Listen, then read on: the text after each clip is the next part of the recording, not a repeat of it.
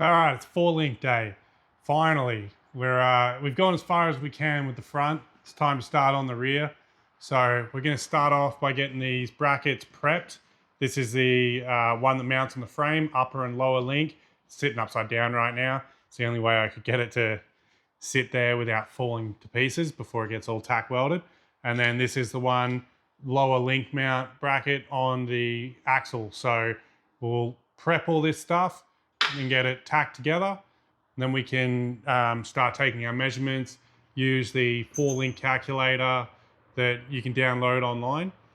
And then that'll spit out all the numbers, the positions of where these need to be, and we can go from there. So step 1, prep, tack weld. Let's get after it.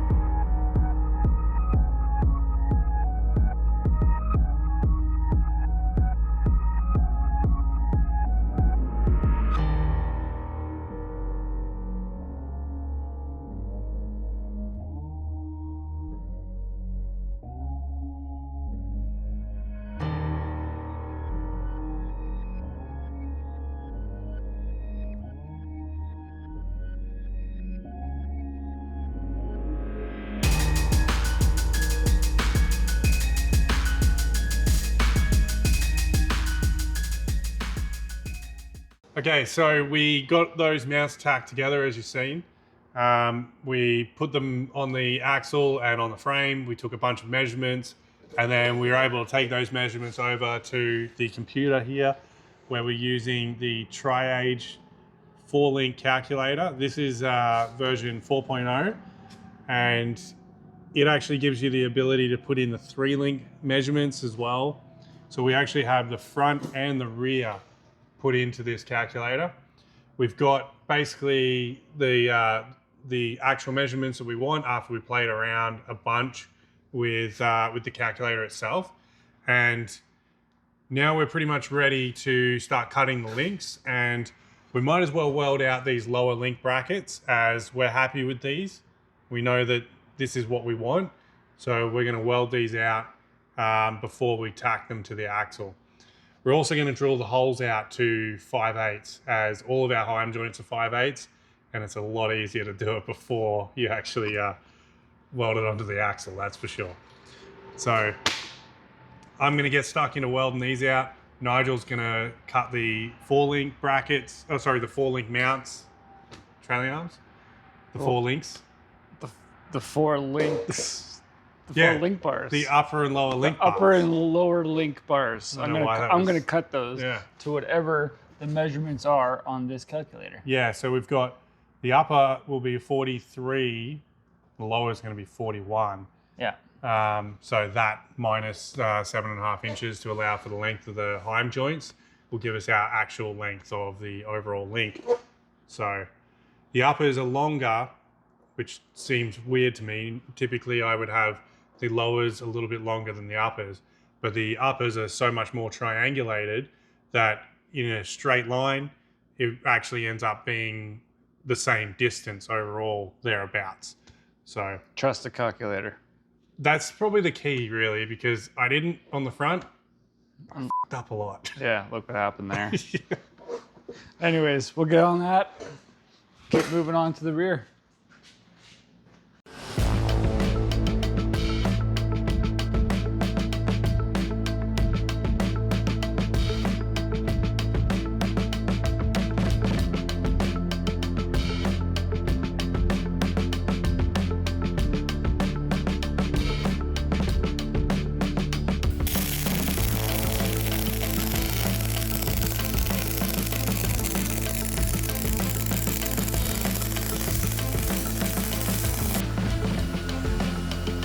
just for cooking.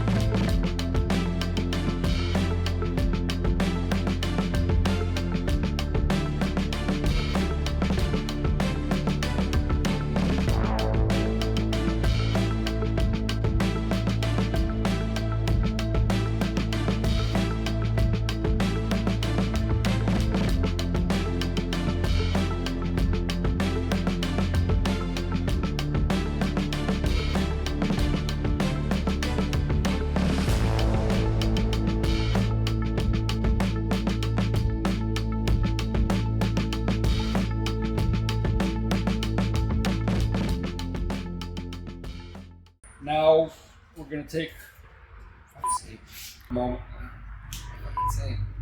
Okay. Alright, so Nigel drank too much gin last night and he can't seem to form a sentence. Hello, darkness, my old friend.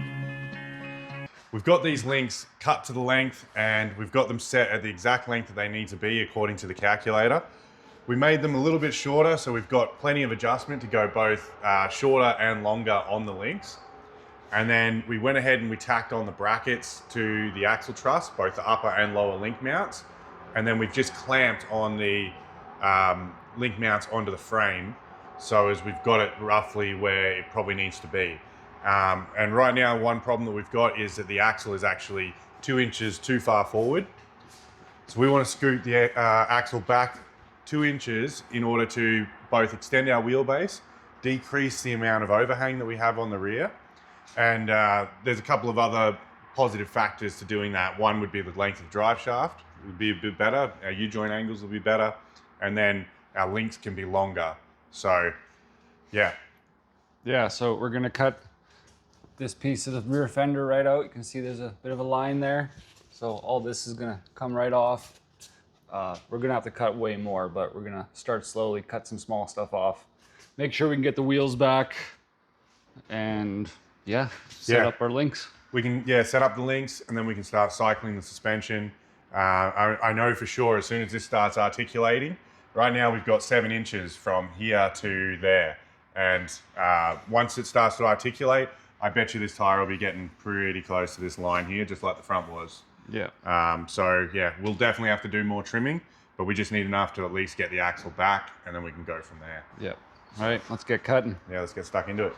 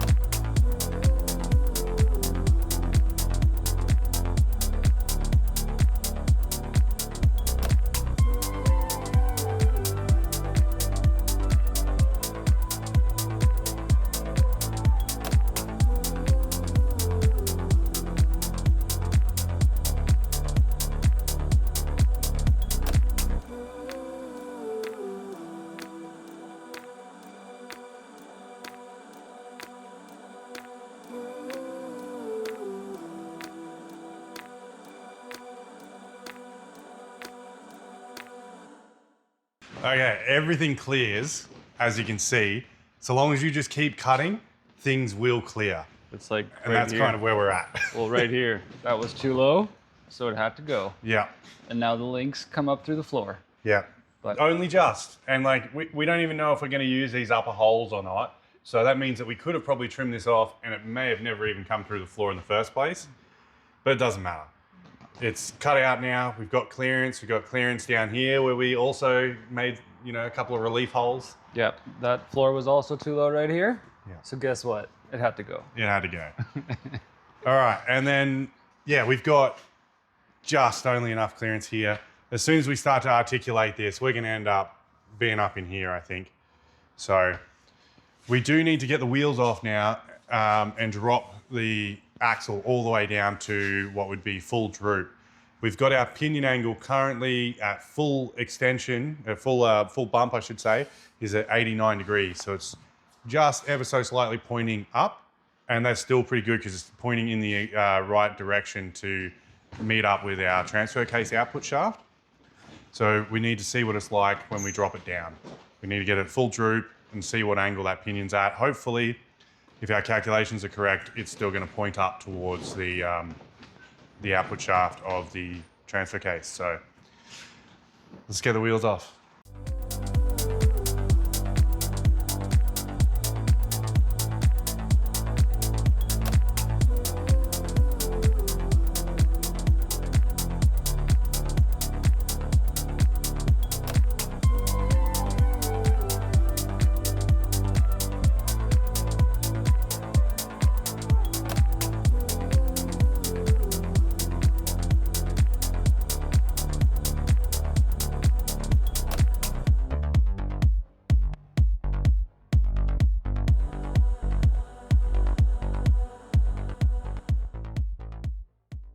So there you go.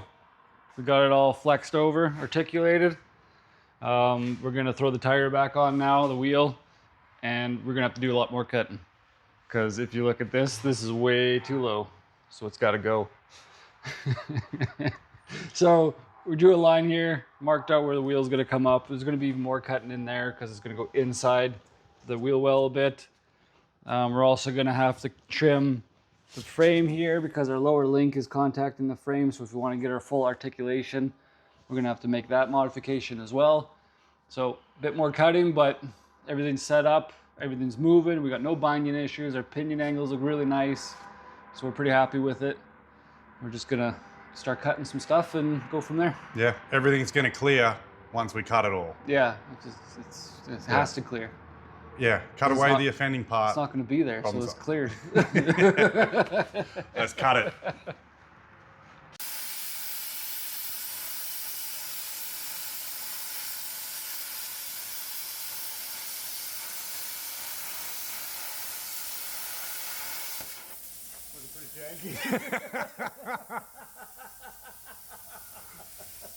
That's fine. I thought you said you got a steady hand.